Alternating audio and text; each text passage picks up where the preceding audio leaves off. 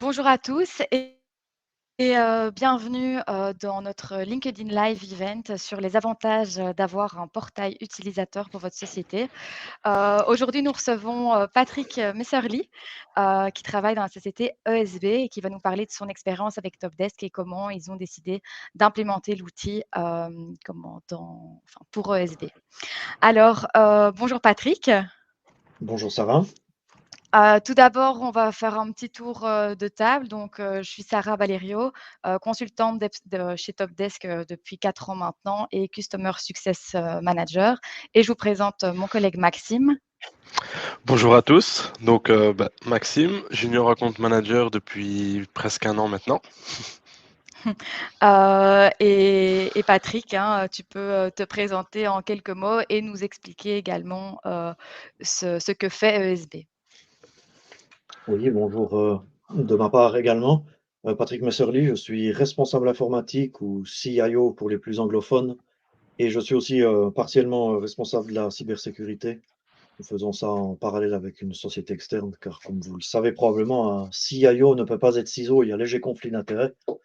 Donc on légitime ça ainsi. Donc Energy Service Bilbien, que je vais continuer d'utiliser sous son acronyme ESB comme l'a fait Sarah auparavant. Donc, nous sommes une société de fourniture d'énergie, énergie au pluriel. Nous sommes ce que l'on appelle encore par certains endroits en Suisse un service industriel d'une ville. Cette ville s'appelle Bienne ou Biel en bon allemand. Et puis chez nous, l'allemand se parle en suisse allemand et Biel se dit Biou, comme disent nos amis suisses allemands. Donc, comme vous l'avez compris, donc c'est une ville bilingue, une des spécialités suisses. C'est une petite ville d'environ 50 000 habitants sur la ville elle-même, qui est au pied du massif du Jura, au sud du massif du Jura. Donc c'est une très petite ville qui a gardé encore un esprit villageois, car c'est une ancienne fusion de grands villages qui ont fait une ville. Et puis, bien y vit un bilinguisme de manière tout à fait assez originale pour les non-initiés, dans le sens où vous avez un francophone, par exemple comme moi, qui va parler en français à un germanophone qui va me répondre en suisse allemand, et puis chacun comprendra réciproquement ce qui part pas pour des externes est un petit peu choquant et déroutant. Donc ESB est une société qu'on appelle autonome mais de droit public. C'est une spécialité typiquement suisse. Donc nous nous comportons à quelque part comme une société privée, comme une société anonyme, comme elle s'appelle en tout cas chez nous en Suisse. Mais le marché, euh, le marché public et les lois qui s'y attachent s'appliquent chez nous. Nous sommes dirigés par un conseil d'administration dont la majeure partie des représentants sont issus de la ville elle-même. Donc notre propriétaire, qui est la ville, a décidé stratégiquement que nous devions rester concentrés sur notre bassin géographique, c'est-à-dire à peu près 70 000 personnes, donc c'est Bienne et sa couronne, si on ose parler ainsi. Parce qu'il faut savoir en Suisse que seul le marché électrique a été libéralisé pour les clients qui consomment plus de 100 000 kWh. Donc tous les autres sont sous ce qu'on appelle le monopole, ils n'ont pas le choix, ils doivent se servir chez nous en électricité. Mais nous pourrions être actifs n'importe où en Suisse pour y vendre de l'électricité, chose que ne veut pas notre propriétaire. Donc dans les énergies, il y a la classique électricité, qui est le plus grand domaine qu'il y a chez nous. Nous fournissons aussi l'eau à la population. Nous fournissons du gaz avec environ, je n'espère pas dire de bêtises, mais environ une vingtaine de pourcents de biogaz qui vient d'Europe du Nord. Euh, ESB a à cœur d'avoir son électricité qui est, enfin, ses composants qui sont, ses produits qui sont au maximum durables. L'électricité, rien n'est issu d'éléments polluants, c'est soit des éléments faits au fil de l'eau, majoritairement. Anciennement, un petit peu de nucléaire, mais la centrale s'est arrêtée, donc nous sommes assez verts de ce côté-là. Et puis, nous avons aussi des services que nous appelons le chaud-froid désormais, des systèmes de pompe à chaleur ou de géothermie centralisés pour tout un quartier qui fournissent toute une série de clientèles. Et puis, nous avons encore quelques services annexes, électromobilité, photovoltaïque, conseil en économie d'électricité, vu que c'est un petit peu la mode. Et puis, ben, ISB existe depuis 2013. Donc, comme je l'ai dit, avant, c'était le service industriel de la ville de Bienne. Désormais, nous sommes autonomes. Une entreprise de 175 collaborateurs, dont à peu près 2 tiers sont des gens qui travaillent sur le terrain. Hein. Ce ne sont pas des gens de bureau. Ils sont sur des chantiers avec avec les mains sales à longueur de journée, parce que c'est leur métier qui le veut.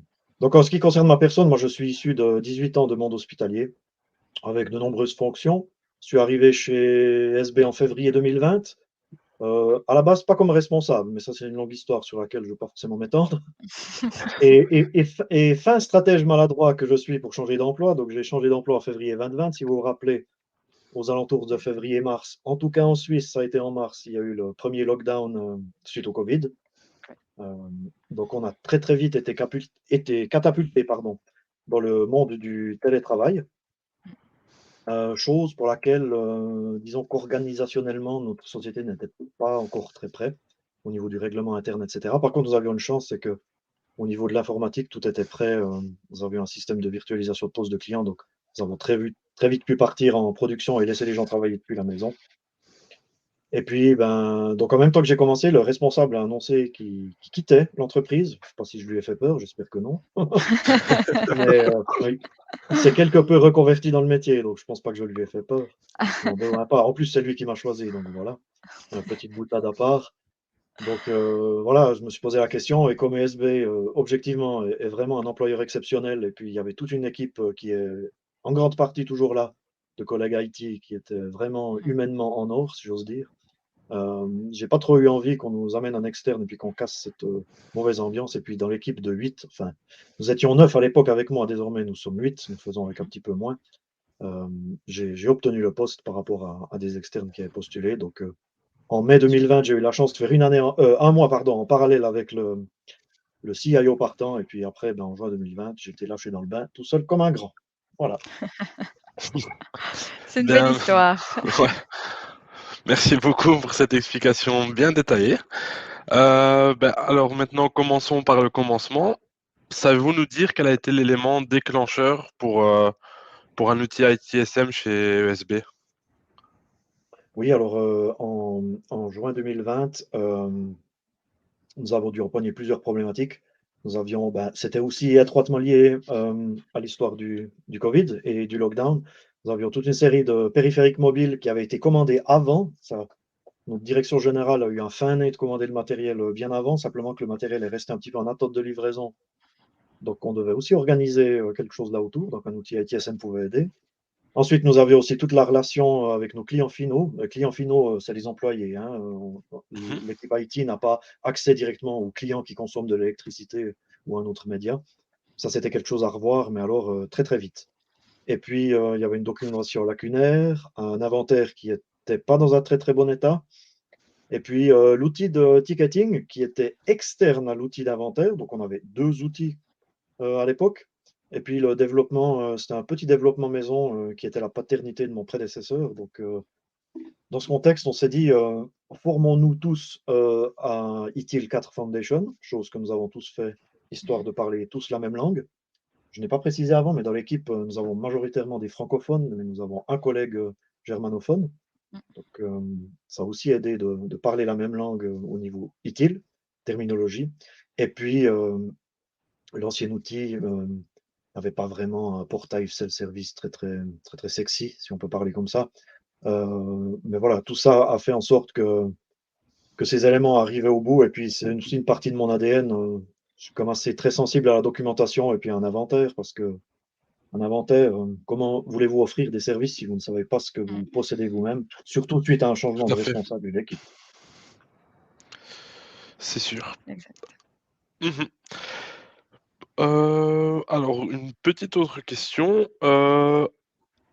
Pouvez-vous nous expliquer, vous nous avez un peu expliqué, mais est-ce que pour rajouter quelques détails, donc comment les employés enregistraient leurs demandes, les plaintes avant Topdesk? Oui, alors ça, c'est un point sur lequel en tout cas, je l'ai gardé comme ça, comme souvenir. Je me dois d'adresser des fleurs à mon prédécesseur parce que j'étais moi-même étonné en commençant. Donc, nous sommes finalement une assez petite entreprise. Nous sommes tous dans le même bâtiment, chose que je n'ai pas dite avant. Et puis, et une grande partie, je ne pourrais plus vous dire exactement le pourcentage, mais une grande partie rentrait par l'ancien outil de ticketing. Donc, c'est-à-dire qu'au niveau ITIL, nos clients finaux étaient déjà des personnes extrêmement disciplinées. Donc, nous avons quand même encore et toujours des gens qui viennent physiquement dans le bureau, hein. Quand vous avez des personnes qui ont l'habitude de travailler sur le terrain, c'est des gens Ouais. qui ont l'habitude du contact sur les chantiers et Mhm. Ouais. puis ils ont aussi le contact humain. C'est quelque chose, j'ai envie de dire, qu'on peut encore s'offrir dans notre pays, où nous sommes et Ouais. puis, c'est quelque chose qui tient à cœur à mon entreprise et puis il y a encore souvent des gens qui viennent physiquement dans le bureau, pour les choses, bah, évidemment urgentes, hein. Si votre ordinateur ne fonctionne pas, c'est comme toujours mieux de pouvoir venir au bureau, mais voilà, il y a certains types de personnes. C'est pas forcément lié à la génération, hein. Ça, c'est aussi une très belle découverte chez USB. C'est pas Ok. forcément les plus vieux qui sont les plus en retard. Donc, c'est aussi très intéressant. D'accord. Alors ensuite, quelle a été votre première impression lorsque vous avez pu découvrir Topdesk via une démonstration, ce genre de choses? Oui, alors quand on a eu la démonstration, l'outil Topdesk, en tout cas dans sa partie, spécialiste, ou dans le ouais, toute la partie un petit peu de back-end, si j'ose appeler comme ça, elle nous a plu. On trouvait ça, tout à fait acceptable, disons même dans les normes positives, hein, de ce qui se faisait sur le marché et puis est arrivé le moment où on a abordé le sujet du portail self-service et puis là, ça a été, c'est un petit peu le grand, wow! Parce que, on a trouvé quand même et on le trouve encore et toujours que le design était vraiment l'effet, si j'ose utiliser le propos. Enfin, il y a une notion d'efficacité et puis l'intégration avec le module de base de connaissances, pour moi, il est juste exceptionnel. Donc, on a eu cette démonstration, ça nous a très vite plu. J'ai envie de dire un petit peu une fois remis de nos émotions quand on a commencé à mettre à jour notre matrice de comparaison, parce qu'on avait retenu 4 outils en shortlist.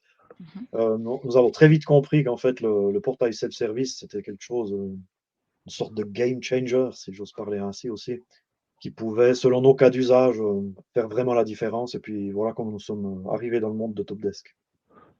Mhm. Pour Super. reprendre vos propos, c'était un peu le plus sexy de tous, quoi. Oui, alors clairement, oui. Alors là, il faut oser, oui.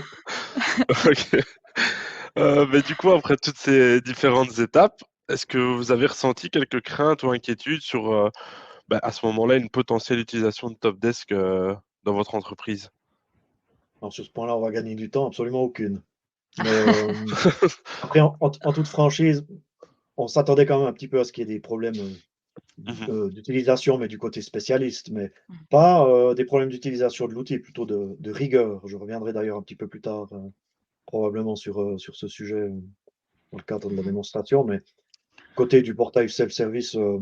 absolument, aucune crainte et puis elles se sont confirmées qu'il n'y en avait pas de crainte.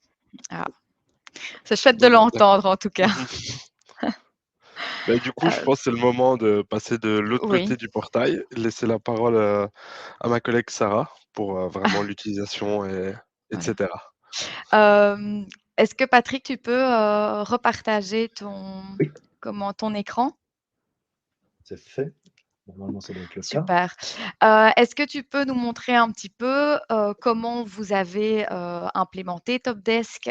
Bon, on l'a fait ensemble. Comme je me suis présentée en tant que consultante, en collaboration avec Patrick et ses collègues, on a justement, réalisé, la construction, en tout cas la base, parce que je vois qu'au cours des années, le portail a vraiment bien évolué. Alors, est-ce que tu peux nous en dire plus justement sur, pourquoi vous avez décidé d'avoir, tel ou tel service et d'offrir tel et tel service aux employés et aussi, comment on a, implémenté tout ça ensemble. Mmh. Donc, ici, je vous montre la partie, francophone. Donc le français, est venu grâce à l'interface d'identification des utilisateurs. Parce que moi, je suis un francophone, mais tout ce que vous voyez là, existe, traduit en allemand. Ça, c'est aussi une des autres grandes forces que je n'ai peut-être pas, abordées auparavant. Mais donc, ça, c'est la manière dans laquelle nous avons, construit notre outil. Donc à la base, il n'y avait que l'IT et puis, très vite, je vous montrerai après en léger détail, très vite d'autres services ont rejoint. Ce n'est pas seulement un outil pour l'IT, ça devient un outil d'entreprise, sur différents domaines. Donc, si je fais un petit focus sur l'IT, qui est mon domaine, nous avons décidé dès le départ de garder, vous avez sur la partie gauche, en fait, ce que niveau utile, on peut appeler des demandes et sur la partie droite, on a ce que niveau utile, on appelle des incidents. On a essayé de parler l'utilisateur, si j'ose suivre le propos dans ce sens. C'est-à-dire qu'on a fait des demandes et des problèmes, hein. C'est pas problème selon utile, hein, c'est important, mais on a essayé de faire au plus simple pour les utilisateurs. D'ailleurs, quand on leur demande de soumettre une problématique de manière écrite, on leur dit de faire un ticket. Donc on utilise toujours le mot ticket et je vais peut-être avoir peut-être ce lapsus aussi, ce lapsus utile au de la démonstration, mais le côté ticket, on l'a gardé très fort. Donc, du côté des demandes, nous avons, ça c'est une petite spécialité avec 2 produits helvétiques. Nous avons un duo de RP qui s'appelle Abacus et Inosolve. Donc, c'est 2 formulaires qui sont extrêmement simples, où la création dedans, la seule complexité, c'est qu'on demande aux gens de préciser dans quel module ils se trouvent, parce que c'est un logiciel qui est composé de modules. Et puis, ça, c'est les éléments que les personnes doivent remplir. C'est assez libre ici, c'est fort peu cadré, disons. Et puis, vous voyez ce que je disais avant, la partie à droite avec des bases de connaissances, des éléments qui sont liés, qui viennent toujours proposer à droite, c'est aussi très, très apprécié. Si je veux pas forcément, pardon. Sur l'Inosolve, c'est à peu près pareil. On a les mêmes points. Ensuite, ben, les gens peuvent commander un logiciel qui ne serait pas dans le catalogue.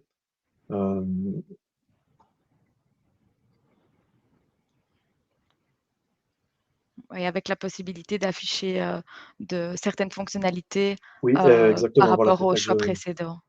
j'ai le mot conditionnel, c'est le mot que je cherchais, pardon, Voilà. j'ai bugué.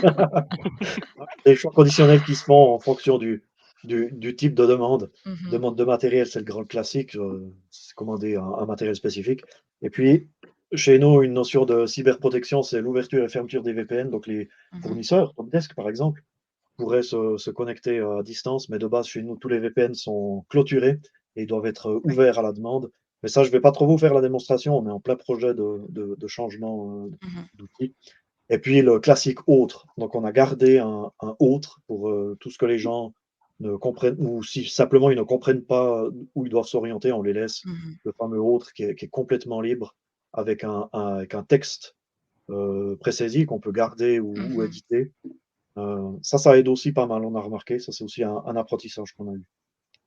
Et puis la partie incident selon utile et problème. Donc on retrouve un petit peu la même construction. Vous voyez que sur la gauche, les différents logiciels, donc les ERP sont vraiment un très très grand domaine. Un point sur lequel peut-être je me permettrai d'insister, c'est que c'est aussi un apprentissage de l'ancien outil de ticketing qu'on avait avant. C'est la gestion des priorités. Il y avait un choix de priorité selon utile, avec critique, normal, enfin, puis les gens ne comprenaient pas et c'était, pour Mhm. ainsi dire, pas utilisé. Et puis on a essayé aussi de continuer de parler l'utilisateur, si j'ose rester sur ces propos, où finalement on lui demande si la personne est bloquée en grande Mhm. partie ou pas du tout. Ce qui aide à nous, après, la personne qui est au desk, à recadrer et classifier correctement le ticket, disons. Mhm. Et puis, un élément aussi qui est très sympathique, euh, il est passé où? Non, j'ai dû cliquer le mauvais. Au niveau des logiciels, voilà, pardon. Au Mhm. niveau des logiciels, comme tous les logiciels ont été inventoriés dans notre système, eh bien, vous avez la liste de choix. Et puis, si vous commencez à taper, un très mauvais exemple, parce qu'Abacus est en dehors, enfin voilà, vous pouvez commencer à taper dans la liste et puis retrouver la liste des logiciels. Ça, c'est aussi une des forces du portail qui s'intègre avec la base de connaissances, mais il s'intègre aussi avec l'inventaire. Mhm. Ça, c'est quelque chose d'extrêmement positif. Puis ça nous permet, nous, après, d'automatiquement déjà, parce que c'était un travail que faisait le desker, de classifier les tickets en fonction de certaines catégories. Et puis grâce à ça, ben, vu que c'est la personne qui fournit directement le nom du logiciel, il n'y a pas d'erreur de frappe et il est directement classifié correctement. Donc ça, c'est aussi une valeur ajoutée. Et puis voilà, il y a la même chose avec Mhm. les imprimantes où toutes nos imprimantes sont listées. Répertorié. Voilà, et on se base sur la même chose. Et puis, on a encore une petite spécialité ici, c'est ce grand encart activité et projet. Chez ESB, on est un petit peu hybride au niveau tout ce qui est cloud. On a un mélange d'outils qui sont SaaS, c'est du MS Teams pour ne rien vous cacher, qui sont faits selon un arbre décisionnel interne qui a été validé par le comité de direction. Il y a des Mhm. cadres, en fait, c'est que il faut partager des infos avec des prestataires externes pour avoir un projet dans MS Teams, sinon les projets sont dans une file structure interne qui commence un petit peu à dater, mais c'était le choix de l'époque, choix qui va être discuté incessamment sous peu d'ailleurs. Donc ça, Ok. Et c'était en donc, général pour la partie IT. voilà. Et donc, tu nous disais que vous avez commencé avec IT et que vous avez décidé justement de vous tourner vers d'autres départements. Voilà. Dans les autres départements, alors RH, on est en plein dedans, donc je ne vais pas vous montrer grand-chose, mais on a tout Ouais. le processus de on et offboarding qu'on est en train de préparer là-dedans. Donc ça, malheureusement, je ne vous montre pas grand-chose, je vous donne juste l'input L'info. qu'on peut aussi faire ça avec les RH. Par contre, l'autre élément, c'est le service de maison qui lui aussi utilisait l'ancien outil de ticketing. Donc il y avait une espèce d'instance qui lui était dédiée dans lesquelles il créait des tickets. Et puis là-dedans, on a fait vraiment quelque chose de très simple, hein, ce qui leur finit au niveau des spécialistes, enfin comment ça atterrit chez eux, c'est systématiquement un incident. On ne fait pas la différence entre incident et demande, parce qu'eux sont sur une moyenne d'une quinzaine de tickets par mois, tandis qu'à l'IT, on est quand même plutôt autour des 150. Donc on a aussi un facteur plus haut. Et puis vous voyez ici où on a demandé enfin, ça a été demandé, pardon, par le service de maison de mettre un délai sur lequel les gens auraient souhaité annoncer. Ça peut être une problématique Mhm. avec une chaise ou une porte qui grince, ou la nécessité de commander du matériel de bureau pour un nouvel Mhm. employé. Enfin, tous ces éléments-là, eux, ont souhaité qu'on mette une date. Ok. Et puis, si je peux rebondir directement avec le service de maison pour peut-être finir avec eux, ils ont aussi on a aussi un pool de parcs, un pool de véhicules d'entreprise. Chaque personne n'a pas forcément un véhicule. Je vous ferai la démonstration juste après. Je vais essayer de respecter l'ordre des tuiles ici. Après, vous avez le classique Mes tickets qui liste les tickets que moi, Patrick Messerly, ai générés dans le système, en l'occurrence à l'attention de mes collègues. La classique base de connaissances qui a été Mhm. ordrée, mais c'est énormément recherché par là-bas. C'est utilisé, pardon, avec la recherche dans la barre ici en haut. D'accord. Vous avez tout en haut, directement, très souvent, sur la page d'accueil. Mhm. C'est utilisé ainsi. TeamViewer, c'est un choix qu'on a décidé de garder ici. Ça permet aux employés qui sont en télétravail de pouvoir lancer un TeamViewer et donner accès à notre desker pour pouvoir les dépanner. Mhm. Et puis, dans le portail self-service, nous utilisons le module de réservation, nous utilisons en commun avec l'IT et le service de maison. Donc, au service informatique, nous avons la possibilité de réserver des laptops, parce que pas tous les employés ne possèdent un laptop. On a la possibilité de le réserver ici. Nous avons trois petits éléments multimédia pour les salles de conférence qui ne sont pas équipés de visioconférence. C'est un petit haut-parleur micro. Et puis, Mhm. nous avons un projecteur ou un beamer, ceux qui parlent anglais, Mhm. portable pour les salles qui ne sont pas équipées ou pour les événements extérieurs. Mhm. Et puis, dans le cadre du service de maison, il y a aussi, donc, comme je l'ai dit, il y a les véhicules, mais il y a aussi des vélos. Je reste sur les véhicules. Et puis, les véhicules, c'est exactement comme on l'a vu avant. Ici, on a un petit peu enrichi avec directement des liens sur des bases de connaissances, comment se garer correctement en ville, parce qu'on a des cartes de parking un petit peu spécifiques pour parquer dans certaines zones de longue durée. Mais la réservation de véhicules, c'est le même principe. Vous avez différents véhicules avec différentes informations qui viennent en infobulle peut cliquer. Enfin voilà, on gère ces réservations ici dedans. Et puis vous Mhm. pensez bien, l'histoire des vélos, c'est le principe de la mobilité douce. La ville de Bienne y est très, très sensible. Et puis nous avons un parc de 4 vélos qui peuvent Mhm. être loués par les collaborateurs s'ils souhaitent se rendre chez un client ou pour une séance. Et puis Ok. pour terminer, on a un petit peu encore le bandeau Ouais. ici à gauche qui permet de publier des actualités ou respectivement lorsqu'on a une panne avec un incident majeur. Nous les publions ici. Ça permet de communiquer aussi avec les personnes. Mhm. Ça, c'est aussi très très apprécié. Et après, c'est Et moi. Et justement, parlant de ça, donc vous avez choisi Topdesk, on l'a implémenté, ensemble. Vous avez fait votre bout de chemin maintenant avec l'outil en ramenant des départements. Quelle a été la réaction de vos employés donc face au portail? Ils avaient l'habitude, vous l'avez dit, d'utiliser le portail, enfin un autre portail avant. Est-ce que la transition vers Topdesk a été faite facilement? Quelle a été, allez, la réaction des employés chez ESB? Oui, alors en interne IT, ça a été assez simple. C'est vrai que l'IT consomme assez peu ce portail. On est plutôt sur la partie back-end, dans la partie spécialiste. Mais donc, niveau IT, ça n'a pas posé de souci. Et puis, finalement, nos clients finaux, les collaborateurs de chez ESB, euh, l'outil a très très vite passé parce que il est quand même un poil plus intuitif, hein. Essayez d'imaginer un petit peu les pages web que vous avez connues il y a une quinzaine d'années en arrière, qui n'étaient pas vraiment HTML5, pas très réactives. Ouais. Et puis vous faites le comparatif, puis vous vous rendez vite compte que cet outil est bien moins austère que l'ancien. Question de génération, en fait. Mais sans aucun problème, ça a passé auprès des utilisateurs. OK. Est-ce que vous avez, malgré tout, eu une expérience ou quelque chose qui a un peu calé justement, face à cette diffusion, de Topdesk, ou à l'utilisation, hein, de Topdesk en général? Alors l'utilisation de Topdesk, pas vraiment en fait. Je vais presque un petit peu enfoncer des portes ouvertes, mais c'est une notion de rigueur aussi, au niveau des collaborateurs. Comme vous l'avez, entendu auparavant, l'ancien inventaire était incomplet, voire, extrêmement vieillissant, dans un état tellement instable qu'on ne savait même plus s'y fier.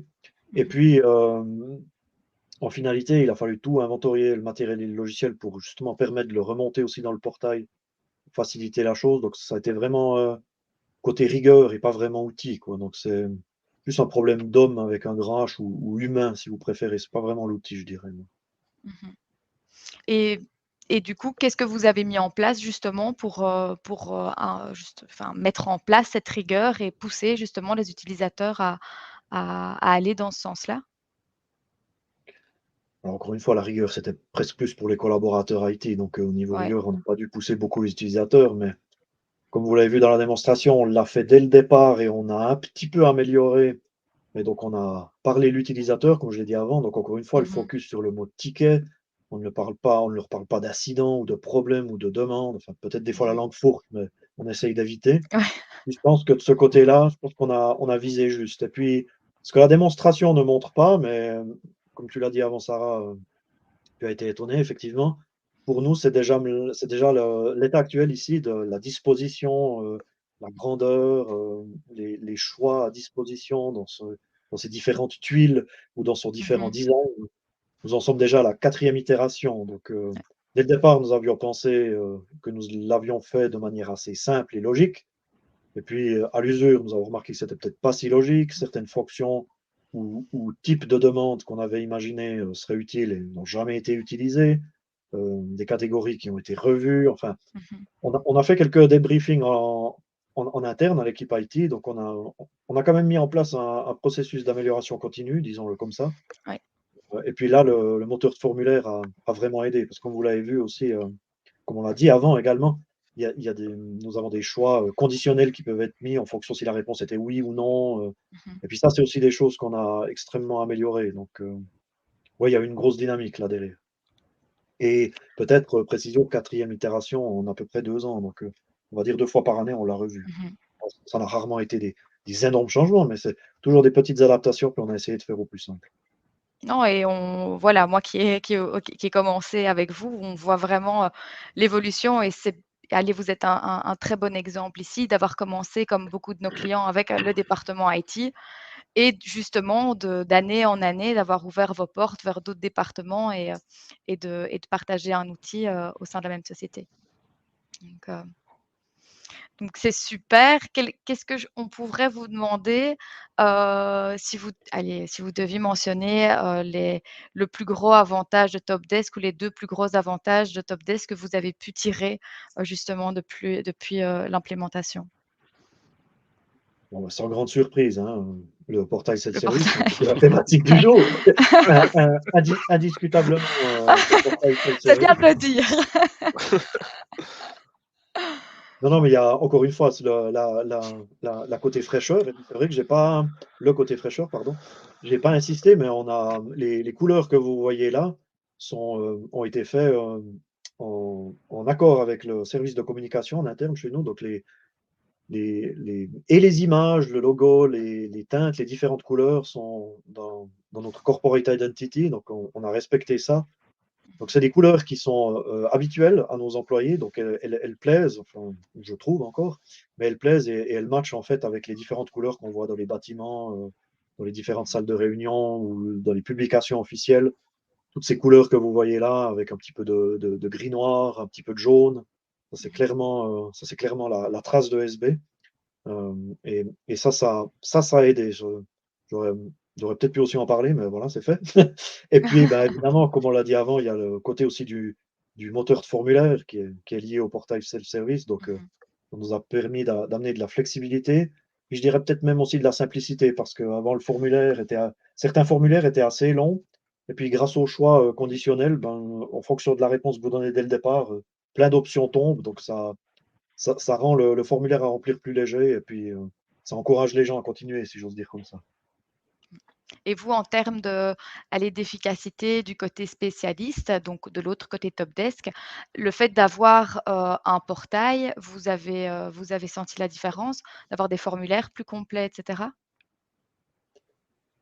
Alors, je dois quand même aussi dire qu'on a essayé d'insuffler, de continuer de faire des tickets, voire même de demander un petit peu plus de tickets que de venus sur place, quand c'était toujours possible, évidemment. Mmh. Donc, on a un peu fait ça en parallèle. Donc, c'est vrai que j'ai pas vraiment de métrique ferme à Mmh. donner, mais de manière générale, on a quand même remarqué une augmentation des tickets. Alors, de ce côté-là, c'est à se poser la question, mais moi, je pense que c'est quand même étroitement lié au fait que c'est plus simple, que c'est plus rapide et que c'est plus engageant de faire des tickets sur ce portail self-service-là que de par l'ancien. Donc, je pense que ça, c'est une réponse à la question, en fait. OK. OK, OK. Beh, on touche tout doucement à la fin, de ce webinaire. Patrick, un tout grand merci pour tes réponses. Est-ce que tu aurais, un mot à ajouter ou voilà, ou peut-être le projet ici, de ressources humaines à nous expliquer un petit peu plus ou? J'ai pas grand mot à rajouter. C'est vrai peut-être sur le processus, d'arrivée de personnel, même si on arrive toujours à se plaindre des choses qui ne fonctionnent pas, de manière générale, elles fonctionnent assez bien chez ESB. On a un service RH extrêmement compétent, qui nous donne un maximum d'informations et qui nous soutient au quotidien, donc ça nous aide énormément. Mais, suite à ça, on a aussi après ce qu'on cherche à améliorer, en fait, c'est la complétion de la demande, parce qu'en fait, la demande est initiée par les RH au niveau administratif, si je peux parler comme ça. Et puis, ensuite, le supérieur du ou de la nouvelle collaboratrice qui va arriver, renseigne ce dont la personne aura besoin, que ce soit un ordinateur, un smartphone ou autre matériel. Et puis on cherche, dans ce côté-là à dynamiser aussi la chose, à essayer aussi, encore une fois, dans la même, idéologie que le service de maison, c'est d'essayer de regrouper aussi lors de la commande sur un seul formulaire, on va dire la commande IT, la commande service de maison, la commande droit d'accès au niveau des clés et des badges qui sont distribués dans l'entreprise. On cherche à améliorer aussi ce processus-là. Donc, on est aussi l'IT évidemment au service des employés, mais également avec les RH à essayer de dynamiser le processus et puis respectivement aussi de l'accélérer et de simplifier le travail. Mais effectivement, avec un moteur de formulaire et en repensant son formulaire et en remettant les choix, en réfléchissant avec les expériences, on a vraiment aussi un grand gain parce que en fonction justement des choix ou des types de formulaires qui ont été créés, le ticket au niveau utile, il est déjà en grande partie, voire des fois même en intégralité pré-classifié, que ce soit dans la catégorie, sous-catégorie, niveau d'urgence. Vous arrivez à faire énormément de choses au travers du portail self-service en pensant bien les différentes tuiles que vous créez dedans. Ça, c'est peut-être l'input ou le mot de la fin à donner, je dirais. Donc encore de belles choses à venir et de beaux projets en cours, Oui, voilà, c'est chouette. C'est chouette à entendre en tout cas. Donc, donc voilà, beh, alors on peut, sur ces belles paroles, clôturer, ce live. Encore une fois Patrick, mille merci, avec et plaisir. et voilà, n'hésitez pas à revisionner, le webinaire si nécessaire et à nous contacter si vous avez encore, d'autres questions D'autres questions. concernant le portail ou autre forcément. Voilà. Voilà. Un tout grand merci à tous et Un bon tout grand après-midi. merci et au revoir à tous alors. Au revoir.